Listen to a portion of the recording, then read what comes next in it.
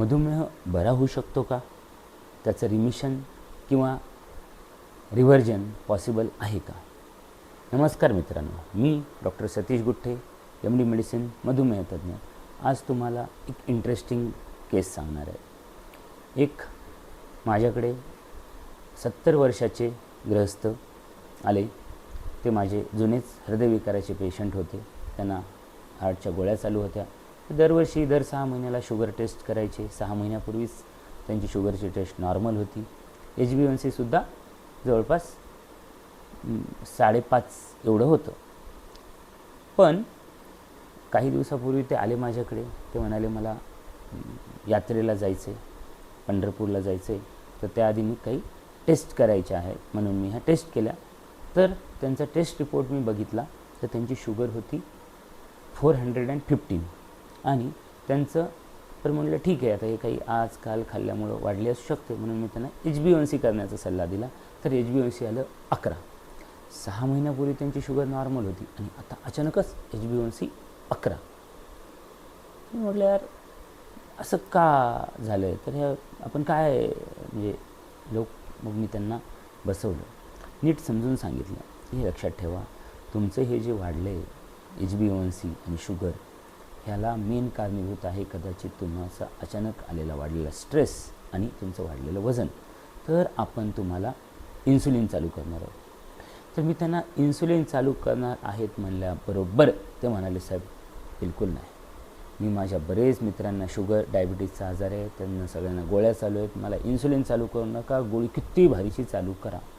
मी त्यांच्याजवळ बसलो, त्यांना बरेचसे आर्टिकल्स दाखवले, रिसर्च पेपर्स दाखवले माझेपणाने. त्यांना समजून सांगितलं की तुम्ही फक्त काही महिने माझं ऐका, मी तुमचा शुगर जवळपास एकदम बरा करू शकतो.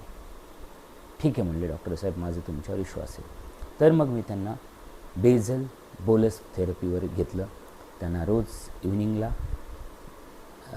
ग्लार्जिन हे लॉंग ॲक्टिंग इन्सुलिन दिलं आणि जेवणासोबत शॉर्ट ॲक्टिंग इन्सुलिन चालू केलं. 1 महिना रेग्युलर त्यांनी सेल्फ शुगर मॉनिटरिंग केली घरच्या घरी.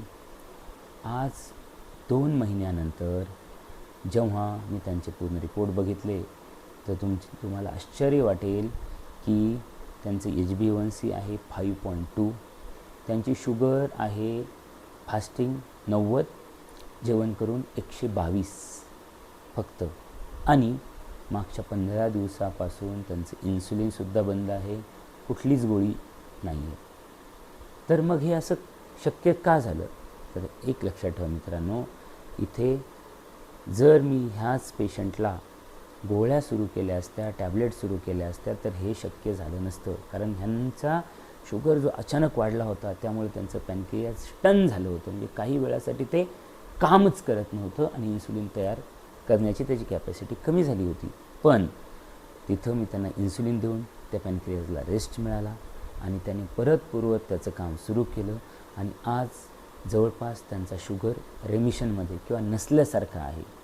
मग त्यासोबतच त्यांनी काय फॉलो केलं तर मी सांगितलेली डाएट थेरपी, कार्बोहायड्रेटचं प्रमाण आम्ही त्यांच्या जेवणातलं खूप कमी केलं होतं, प्रोटीन आणि व्हेजिटेबल्सचं प्रमाण वाढवलं होतं आणि रेग्युलर न चुकता त्यांनी व्यायाम केला. आणि जर त्यांनी हीच जीवनशैली पुढे सातत्यानं चालू ठेवली तर ते स्वतःला मधुमेहापासून एकतर वाचू शकतील किंवा बरंच आजार पुढे ढकलू शकतील. त्यामुळे लक्षात ठेवा मित्रांनो, मधुमेहाचा आजार लवकर डिटेक्ट होणं गरजेचं आहे. तेवढंच नाही तर खूप शुगर हाय असतील इनिशियली तर ग्लुकोटॉक्सिसिटी कमी करण्यासाठी आणि स्वादुपिंडाला वाचवण्यासाठी इन्सुलिनची सुद्धा गरज पडू शकते. ते घ्या, सोबत जे काय ट्रीटमेंट दिली ते घ्या, तुमचा आजार नक्कीच आटोक्यात राहू शकतो.